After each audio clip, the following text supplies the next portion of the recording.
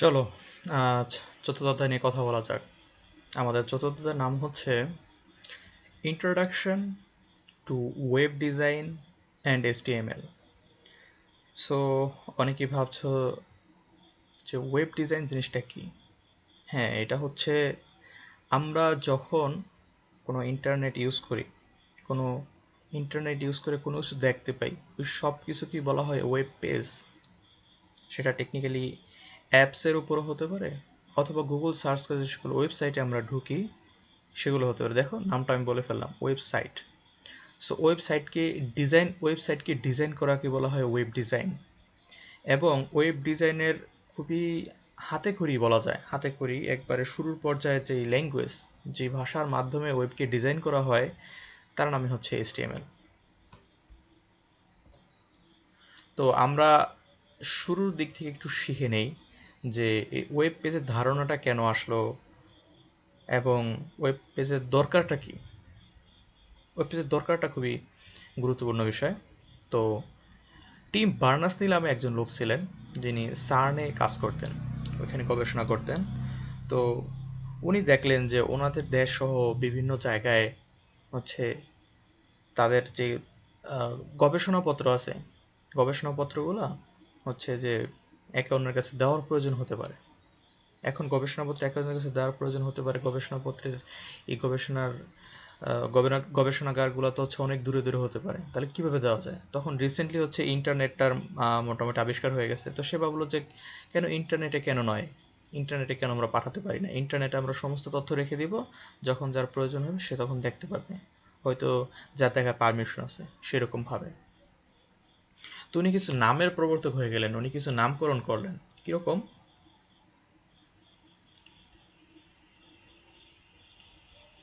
উনি বললেন যে ইন্টারনেটের থ্রুতে যদি আমরা কোনো লেখা পাঠাই, তাহলে তার নাম হবে হাইপার টেক্সট। সুন্দর কথা, অর্থাৎ আমরা পাঠাবো টেক্সট, আর সেটা যদি ইন্টারনেটের থ্রুতে যায়, ইন্টারনেটের মাধ্যমে যায়, তাহলে তার নাম দেওয়া হবে হাইপার টেক্সট। তারপর হচ্ছে লিঙ্ক শব্দটা সম্বন্ধে আমরা হয়তো ইন্টারনেট থেকে বেশি জানি, লিঙ্ক দাও, এই দাও, সেই দাও, এটা সম্বন্ধে জানি।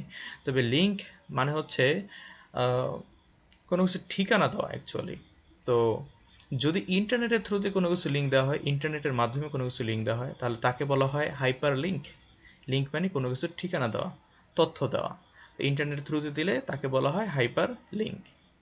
তো আরেকটা নামকরণ তিনি করলেন, তার নাম হচ্ছে হাইপার মিডিয়া। তো হাইপার মিডিয়া কি? হাইপার মিডিয়া হচ্ছে হাইপার টেক্সটের একটা ব্রড ভার্সন। সেটা কি? যদি আমরা টেক্সট বাদে, যেমন অডিও, ভিডিও, এই টাইপের কোনো কিছু পাঠাই, জিপ ফাইল পাঠাই, তাহলে সেগুলো হবে হাইপার মিডিয়া। সেগুলো টেক্সট না, কিন্তু সেগুলো হচ্ছে অর্থবোধক তথ্য। ওকে। এবং এই তিনটা জিনিস বাদে উনি আরও দুইটা নামকরণ করেছিলেন। ঠিক ওনার উপর এটা দেওয়া যায় না, তবে এই দুইটা নামকরণ আমাদের জানতে হবে ভবিষ্যতের জন্য। সেটা হচ্ছে ট্যাগ এবং অ্যাট্রিবিউট। তো ট্যাগ এবং অ্যাট্রিবিউট কি?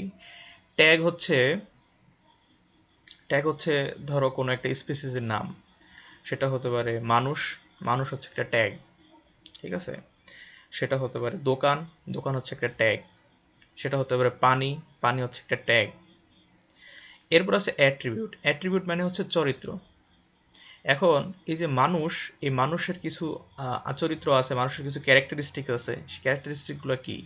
সেগুলো হচ্ছে মানুষের দুইটা হাত আছে, দুইটা পা আছে, দুইটা চোখ আছে। এগুলো হচ্ছে কি ডিফল্ট। আমরা যখন কোনো একটা মানুষের নামকরণ করি, তখন আমরা ধরেই নেই যে তার দুইটা হাত আছে, দুইটা চোখ আছে, একটা নাক আছে, চেহারা আছে, শরীর আছে। এগুলো আমরা ধরে নেই ডিফল্ট, যে এরকম মানুষ বললে এটা হয়। এখন এর মানে কি যে হাত ছাড়া মানুষ নাই? জন্মগতভাবে তো হাত ছাড়া মানুষ থাকে, তাই না?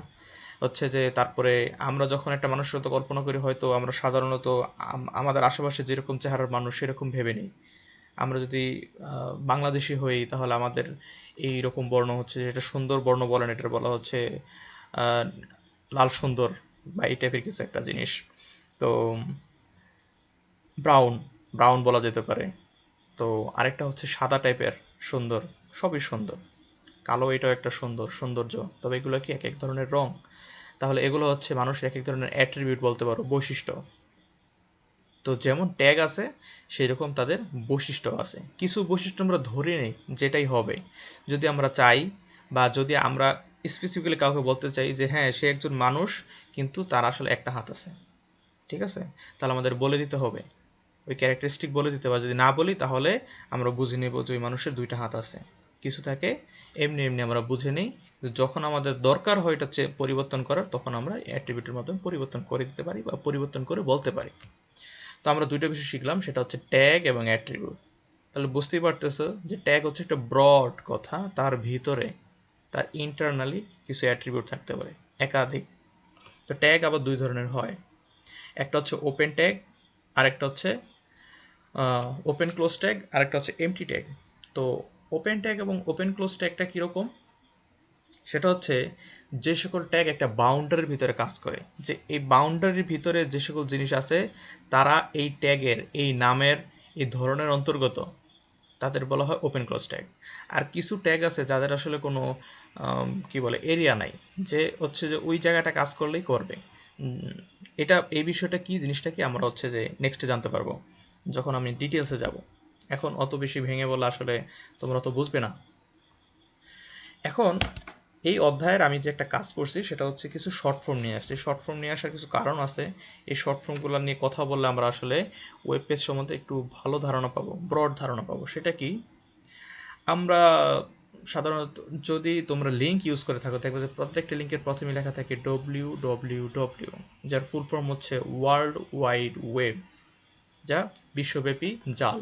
ওকে, এছাড়া আরেকটা নাম আমরা পাই আইপি, যাকে বলা ইন্টারনেট প্রোটোকল। তারপর আছে HTTP, hyper text transfer protocol, এবং যার পরের একটা ভার্সন আসছিল যা হচ্ছে hyper text transfer protocol secured. Okay, এরপর আছে এইচটিএমএল, যাকে বলা হাইপার টেক্সট মার্কআপ ল্যাঙ্গুয়েজ, যেটা আমরা শিখতে যাচ্ছি। এবং আছে URL, uniform resource locator. Uniform resource locator এর আন্ডারে আসলে ডব্লিউডব্লিউডব্লিউ, এইচটিটিপি, এই সমস্ত জিনিস থাকে, যা হচ্ছে একটা কি বলে প্যাকেজের ভিতরে নিয়ে আসে। তো এটাও তো ইম্পর্টেন্ট না, এটা জাস্ট কিছু শর্ট ফর্ম আমরা শিখে ফেললাম। বাট যেটা ইম্পর্টেন্ট সেটা হচ্ছে এই ডান পাশের বিষয়গুলো আমাদের খুব ইম্পর্টেন্ট। কেন, চলো আগানো যাক। সেটা হচ্ছে যে ইন্টারনেট লিঙ্ক এক্সটেনশন কি করে, ডট নেট সমান সমান বোঝায় ইন্টারনেট। যদি আমরা কোনো ওয়েব লিঙ্কের শেষে লেখা দেখি যে ডট নেট, তাহলে বোঝাবে যে এই ওয়েবসাইটটা ইন্টারনেট জাতীয় তথ্য দিয়ে দেবে। যদি কোনো লিঙ্কের শেষে আমরা পাই .com, যেটা সবচেয়ে বেশি ব্যবহার করি, facebook.com, google.com, এই কম মানে হচ্ছে কমার্শিয়াল, মানে এগুলো ব্যবসায়িকভাবে তৈরি করা হয়েছে, এদের উদ্দেশ্য হচ্ছে লাভ করা। তো তোমাদের মনে একটা প্রশ্ন আসতে পারে, গুগল আমাদের থেকে কী লাভ করে? গুগল আমাদের থেকে সবচেয়ে বেশি লাভ করে, সবচেয়ে বেশি, ফেসবুকের চেয়ে বেশি বা সমান। হ্যাঁ, সেটা হয়তো আরেকদিন বলবো গল্পের মাধ্যমে। ওকে, এডু ফর হচ্ছে এডুকেশনাল, এর মানে হচ্ছে এই সাইটগুলো আমাদের এডুকেশনাল হেল্প দেবে। এই সাইটগুলো তৈরি হয়েছে এডুকেশনাল ইনস্ট্রুমেন্ট দেওয়ার জন্য বা এডুকেটেড করার জন্য। এরপর হচ্ছে .gov, এর মানে হচ্ছে গভর্নমেন্টাল ওয়েবসাইট। এর মানে কি, এই ওয়েবসাইটটা গভর্নমেন্টের তত্ত্বাবধানে আছে এবং গভর্নমেন্টাল টাইপের জিনিস এখানে পাওয়া যাবে। এবং ফাইনাল আছে .org, এর মানে হচ্ছে নন প্রফিট অর্গানাইজেশন। এর মানে হচ্ছে এটা এরকম কোনো ওয়েবসাইট যে ওয়েবসাইট আমাদের এরকম তথ্য দিতে যা নিজের প্রফিটের জন্য না, বরং জনস্বার্থের জন্য তৈরি করছে। ঠিক আছে, হইতে পারে যে এখান থেকে তোমার ফান্ড উঠাচ্ছে, এখানে হচ্ছে এরকম কোনো তথ্য দিচ্ছে যা মানুষের ভালো করবে। এই টাইপের। ওকে, তো বহুত হইল ইন্টারনেট লিঙ্ক সম্বন্ধে। এরপর আসি আমরা এই যে আইপিটা শিখলাম, ইন্টারনেট প্রোটোকল। এই আইপি হচ্ছে, এই আইপিটা সম্বন্ধে আমরা বুঝি এটা কি। তোমরা জেনে অবাক হইবা যে আমাদের প্রত্যেকের বাসায় প্রায় 5টা 7টা করে আমাদের এককভাবে চেনার, পুরো পৃথিবীতে এককভাবে চেনার বুদ্ধি আছে। যেমন একটা মোবাইলে হচ্ছে একাধিক এরকম বিষয় আছে যার মাধ্যমে এই মোবাইলটাকে এককভাবে চেনা যায়।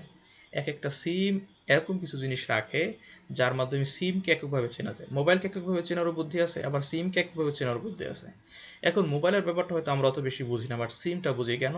কারণ পৃথিবীর যেই প্রান্ত থেকেই এই নাম্বারটা কল দেওয়া হোক, কি সরাসরি ধরো যেই প্রান্ত থেকে পৃথিবীতে তোমার নাম্বারটা কল দেওয়া হবে, ঠিক তোমার মোবাইলটি ঢুকবে। এরকম কখনো হয় নাই যে তোমার নাম্বারে ডায়াল করছে এবং নাম্বারগুলো ঠিক ঠিক আছে, ডিজিটগুলো ঠিক ঠিক আছে এবং অন্য কারো মোবাইলে ঢুকে গেছে? এরকম তো কখনো সম্ভব না। কারণ কারণ তোমার এই মোবাইল নাম্বারটা পৃথিবীর ভিতরে ইউনিক, আর কারো নাই। এরকম মোবাইলের ভিতরেও কিছু আইপি অ্যাড্রেস থাকে, এবং তোমাদের বাসায় যদি কারো স্মার্ট যন্ত্রপাতি থাকে, যেমন স্মার্ট এসি থাকে, স্মার্ট ফ্রিজ থাকে। স্মার্ট এসি বলতে হচ্ছে যে তুমি মোবাইলের মাধ্যমে এসি অফ করতে পারবা, মোবাইলের মাধ্যমে কানেকশন আছে, ঠিক আছে, দূরে আসো ঘরের বাইরে তখনও এসিকে অফ করা যায়, এই টাইপের যে সকল এসি আছে তাদের ভিতরেও একটা অ্যাড্রেস থাকে। এবং তোমরা যে ওয়েবসাইটগুলো ঢোকো, প্রত্যেকটা ওয়েবসাইটের আলাদা আলাদা অ্যাড্রেস আছে, ঠিক আছে, যার মাধ্যমে, যেমন ফেসবুকের একটা নির্দিষ্ট অ্যাড্রেস আছে, এবং হচ্ছে তোমার গুগলের একটা পার্সোনাল অ্যাড্রেস আছে, গুগলের একটা না বেশ কয়েকটা, ফেসবুকেরও বেশ কয়েকটা পার্সোনাল অ্যাড্রেস আছে, এবং এরকম প্রত্যেকের একটা আলাদা আলাদা অ্যাড্রেস থাকে। এখন প্রশ্ন হচ্ছে, আমরা তো কখনো ঢোকার জন্য গুগলে ঢোকার জন্য, ফেসবুকে ঢোকার জন্য এইরকম অ্যাড্রেস ইউজ করিনি। এই অ্যাড্রেসটা কী ধরনের অ্যাড্রেস খেয়াল করো, এখানে প্রথমে 8টা বিট আছে। এই নাম্বারটা জাস্ট একটা এক্সাম্পল নাম্বার, এটা কোনো কিছু মিন করে না। বাট দেখো, প্রথমে এক চাক আছে 8টা নাম্বার, এরপরে ডট, তারপরে আবার 8টা ডিজিট, এরপরে ডট, এরপর আবার 8টা ডিজিট, এরপরে ডট, এরপরে আবার 8টা ডিজিট। টোটাল 4 × 8 = 32টা ডিজিট আছে। এখন এই 32টা ডিজিট এটা কিন্তু কমন, সবার ভিতরে এরকম এই মডেলে হচ্ছে সবার কাছে, যদিও ডিজিটগুলো চেঞ্জ থাকে, এগুলো বাইনারি ডিজিটগুলো চেঞ্জ থাকে, কিন্তু এই 32টা ডিজিট প্রত্যেকটা আইপিতেই আছে, অ্যাড্রেসে আছে, যার মাধ্যমে প্রত্যেককে আলাদাভাবে চেনা যায়। তো তোমাদের কাছে প্রশ্ন হতে পারে যে আমরা তো হচ্ছে যে এরকম নাম্বার কখন ইউজ করি না। এখন দেখো, ইউজ করি না এটার একটাই কারণ, যে যদি এরকম নাম্বার আমাদের ইউজ করতে হতো তাহলে এগুলো খুব বোর্ড হয়ে যেত, আমরা সব কিছু ভুলে যেতাম, হ্যাঁ, জিনিসগুলো আমাদের কাছে ব্যবহার করা খুব সহজ হতো না। তো সেই জন্য আসলে তৈরি হয়ে গেছে ইউআরএল, যাকে আমরা আসলে নাম হিসেবে ব্যবহার করি। ফেসবুক এই নামটা দিলে এটাও একটা ইউনিক জিনিস। ফেসবুক.com কিন্তু দুনিয়াতে ফেসবুক ছাড়া কিছু নাই। কারণ কি, ফেসবুক.com লিখলে শুধু ফেসবুকই ঢোকে, এর মানে কি নামটা ইউনিক। দুনিয়াতে আর কোথাও কোনো ওয়েবসাইটের নাম ফেসবুক নেই, ওয়েবসাইটের নাম নাই, ঠিক আছে। কারণ কি, ওয়েবসাইটগুলো আমাদের সরাসরি অ্যাক্সেস করতে হয়, তাই এদের একটা নাম দেওয়া হয়েছে, পার্সোনাল নাম, কিন্তু এদের ভিতরে ভিতরে একটা করে আইপি অ্যাড্রেসও আছে। তো এই যে আইপি অ্যাড্রেসটা আছে, এই 32টা আইপি অ্যাড্রেসকে 16তে ভাগ করা হয়েছে, যেখানে বাম পাশের 16 ভাগকে বলা হয় নেটওয়ার্ক আইডি, এবং ডান পাশের 16 ভাগকে বলা হয় হোস্ট আইডি। আপাতত তোমাদের এতটুকু জানাই যথেষ্ট। এখন ধরো এখানে একটা ওয়েবসাইট দেওয়া আছে, ওয়েব অ্যাড্রেস, এবং এর একটা শত ওয়েব অ্যাড্রেস, তোমরা চাইলে ঢুকে দেখতে পারো। তো এই ওয়েব অ্যাড্রেসটায় কয়েকটা ভাগ আছে, কখনো হয়তো তোমরা খেয়াল করো না, বাট এই ওয়েব অ্যাড্রেসটা কয়েকটা বিষয়ে, কয়েকটা ফ্যাক্টরে ভাগ করা যায়। সেখানে প্রথম ফ্যাক্টরটা হচ্ছে HTTPS, এর মানে হচ্ছে কি, hyper text transfer protocol secured. এটা হচ্ছে হোস্ট। হোস্ট বলতে কি, ও বলে দিচ্ছে যে এই ওয়েবসাইটটা কোন কোন প্রোটোকল মেনটেন করে, কোন কোনভাবে ওয়েবসাইটটা অ্যাক্সেস করা যাবে, এবং ওয়েবসাইটটা কোন কোনভাবে তৈরি করা হয়েছে। এতে কি হয়, যেই মেশিন এই ওয়েবসাইটটা করতে চায়, এবং যেই মেশিন এটাকে বানাইছে এবং হোস্ট করতেছে, এদের ভিতরে একটা সামঞ্জস্যতা থাকে, কিছু নিয়মকানুন বজায় থাকে, এটা অবশ্যই দরকার। এরপরে আছে গিট হাব, এটা হচ্ছে ডোমেন নেম। এই ডোমেন নেমটাই হচ্ছে ইউজ করা হয় ওই আইপির বদলে। এখন কারণ আইপিগুলো হচ্ছে যে মনে রাখা এবং দেখা খুবই কষ্টকর, তাই কী করে, ওই প্রত্যেকটা আইপির বদলে একটা করে ইউনিক ডোমেন নেম ইউজ করা, আইপিও ইউনিক, ডোমেন নেমও ইউনিক। এরপর হচ্ছে আমাদের ব্যবহার করা হয় ডোমেন টাইপ, যেটা আমরা প্রথমে এক্সটেনশনগুলো শিখে আসছিলাম। .com মানে হচ্ছে কি, কমার্শিয়াল। সো এই গিট হাব হচ্ছে এরকম একটা ডোমেইন, যে ডোমেইনে এটা কমার্শিয়ালি ইউজ করা হয়। এরপরে স্ল্যাশ দিয়ে কিছু নাম আছে, যেটাকে বলা হয় ডিরেক্টরি পাথ। এটা থাকতেও পারে, নাও পারে। থাকতে পারে, নাও পারে বলতে কি, যখন তোমরা ফেসবুক.com ঢোকো তখন এটা হোম পেজ থাকে, ওইটার জন্য কোনো ডিরেক্টরি পাথের দরকার নেই। কিন্তু যখন তোমরা হোম পেজ থেকে অন্য কোনো পেজে যাও, ধরো ভিডিও লিঙ্কে ঢোকো, গেমস লিঙ্কে ঢোকো, তখন দেখবা যে ফেসবুকের ওই লিঙ্কটা চেঞ্জ হয়ে গেছে। ফেসবুক.com দিয়ে তারপর একটা স্ল্যাশ দেওয়া আছে, যাকে বলা হয় ফরওয়ার্ড স্ল্যাশ, এরকম একটা স্ল্যাশ যাকে বলা হয় ফরওয়ার্ড স্ল্যাশ, এবং এরপরে আরও তথ্য দেওয়া আছে। ওকে, তো ওয়েব অ্যাড্রেস গেল। এরপর আসে আমরা ওয়েবসাইট। এখন আমরা যে ওয়েবসাইট তৈরি করি, ওয়েবসাইটগুলো দুই ধরনের হতে পারে, বা তোমরা নেক্সট সেশনে যে ওয়েবসাইট তৈরি করতে যাচ্ছ, সেই ওয়েবসাইটগুলো দুই ধরনের হতে পারে। সেটা হচ্ছে স্ট্যাটিক ওয়েবসাইট এবং ডাইনামিক ওয়েবসাইট। তো চেঞ্জগুলো কি? চেঞ্জগুলো হচ্ছে যে স্ট্যাটিক ওয়েবসাইটের কন্টেন্টগুলো স্ট্যাটিক হবে, থেমে থাকবে। স্ট্যাটিক বলতে হচ্ছে যে পরিবর্তনশীল নয় এমন, সবসময় স্ট্যাটিক। ডাইনামিক ওয়েবসাইট, সে ডাইনামিক হবে, স্বাভাবিক, তার পরিবর্তনশীল হবে। তো ব্যাখ্যাটা কি? ব্যাখ্যাটা হচ্ছে স্ট্যাটিক ওয়েবসাইট রান টাইমে যখন তুমি ওয়েবসাইটটা দেখতে যাও, যখন তুমি একটা অ্যাক্সেস করো, তখন ওটার ভিউ, ওটার কোনো কিছু চেঞ্জ হয় না, যা আছে তাই আছে। কিন্তু ডাইনামিক ওয়েবসাইট এটা কিছুক্ষণ পর পরই চেঞ্জ হয়, অথবা তুমি ওয়েবসাইটে ঢুকে তোমার প্রয়োজন মতো ওয়েবসাইটের তথ্যকে চেঞ্জ করতে পারবা। এটা আজব কথা, ওয়েবসাইট বানাইছে একজন, তথ্যকে চেঞ্জ করবো আমি? ব্যাপারটা এরকম না। দেখো তুমি যখন ফেসবুকে ঢোকো, তখন ফেসবুকে যখন নাম সার্চ দাও, ধরো তোমার কোনো ফ্রেন্ডের নাম সার্চ দিচ্ছ, ঠিক আছে, তখন ও কী করে সার্চ করে হচ্ছে নামগুলো নিয়ে আসে। এখন দেখো এটা হচ্ছে সিম্পল একটা বিষয়, কিন্তু যখন তুমি কারো পেজে লাইক দাও, এখন সে ধরো ওই অন্য কেউ ওই পেজে ঢুকছে, তারা কিন্তু ওই লাইকটা পাচ্ছে, ওই লাইকটা কিন্তু তারা দেয় নাই, বাট তারা দেখতে পাচ্ছে। যখনই তুমি লাইক দিচ্ছ ওইখানে একটা সংখ্যা বেড়ে গেছে, তারা কোনো কিছু চেঞ্জ করে নেই, ওয়েবসাইট নিজে নিজে চেঞ্জ করছে। এটাকে বলা হয় ডাইনামিসিটি, পরিবর্তনশীল। যেহেতু স্ট্যাটিক ওয়েবসাইট তৈরি করতে একবার তৈরি করে দেয়, তারপর হচ্ছে যে ওইখানে সাধারণ পাবলিকের ইউজারদের কোনো কাজ নাই, তো এখানে ডাটাবেজের দরকার হয় না। ডাটাবেজ জিনিসটা কি, যদি না বুঝে থাকো শর্টে বলি, ডাটাবেজ হচ্ছে ধরো কম্পিউটারের বা ওয়েবসাইটের একটা পার্সোনাল তথ্য ভাণ্ডার, যা থেকে তারা তথ্য নিয়ে কাজ করে। তো ওই তথ্য ভাণ্ডারের দরকার নেই, ওকে যা একবার লিখে দিছি তা লিখলেই হবে। বাট ডাইনামিক ওয়েবসাইট, সে যেহেতু আমাদের কোয়েরির উপরে, আমাদের কাজের উপরে তার কাজ চেঞ্জ হবে, তাই তার তথ্য ভাণ্ডারের দরকার আছে, তাই ডাইনামিক ওয়েবসাইট ডাটাবেজ ইউজ করে। এখন দেখো স্ট্যাটিক ওয়েবসাইট বানানো আসলে বানাতে কি হয়, HTML বা CSS টাইপের ল্যাঙ্গুয়েজ ইউজ করা হয়। HTML এর ফুল ফর্ম কি, hyper text markup language. CSS এর ফুল ফর্ম কি, ক্যাসকেড স্টাইল শিট। ওকে, এখন ডাইনামিক ওয়েবসাইট বানাতে কোন কোন ল্যাঙ্গুয়েজ ইউজ করা হয়, PHP, পার্ল, জাভাস্ক্রিপ্ট, অ্যাটসেট্রা।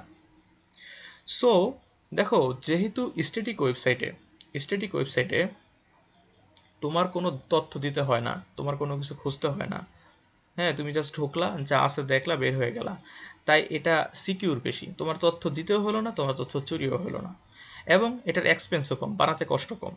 আবার ডাইনামিক ওয়েবসাইট এর সিকিউরিটি কম, কিন্তু বানাতে কষ্ট বেশি। কিন্তু বর্তমান যুগের মানুষ স্ট্যাটিক ওয়েবসাইট ইউজ করতে চায় না, কারণ সবাই চায় ডাইনামিসিটি, নিজের প্রয়োজনীয় জিনিসগুলো চায়। তাই স্ট্যাটিক ওয়েবসাইট অতটা ইউজফুল না, বাট ডাইনামিক ওয়েবসাইট অনেক বেশি ইউজফুল। এবং বর্তমানে স্ট্যাটিক ওয়েবসাইট দিন দিন কমে যাচ্ছে, এটা দুষ্কর হয়ে যাচ্ছে, সব ওয়েবসাইটই দিন দিন ডাইনামিক হয়ে যাচ্ছে, মানুষের প্রয়োজনের জায়গায় কাজে লাগাচ্ছে।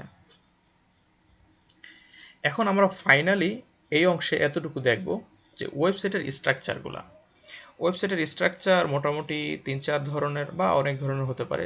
3-4টা হচ্ছে বেশি, সেটা হচ্ছে এটা ট্রি স্ট্রাকচার হতে পারে, লিঙ্কড স্ট্রাকচার হতে পারে, লিনিয়ার স্ট্রাকচার হতে পারে, এবং ফাইনালি হাইব্রিড স্ট্রাকচার হতে পারে। তো ট্রি স্ট্রাকচার কি, সেটা হচ্ছে মোটামুটি গাছের মতো, ধরো রুট আছে, তারপর হচ্ছে এটা একটা ঠালা বের হয়েছে, সেই ঠালা থেকে আরও 2টা ঠালা বের হয়েছে। তো এটার সাথে ওয়েবসাইটের সম্পর্ক কি, দেখো ডান পাশে একটা চিত্র দেওয়া আছে, এই যে উপরের চিত্রটা আছে, এটা হচ্ছে হোম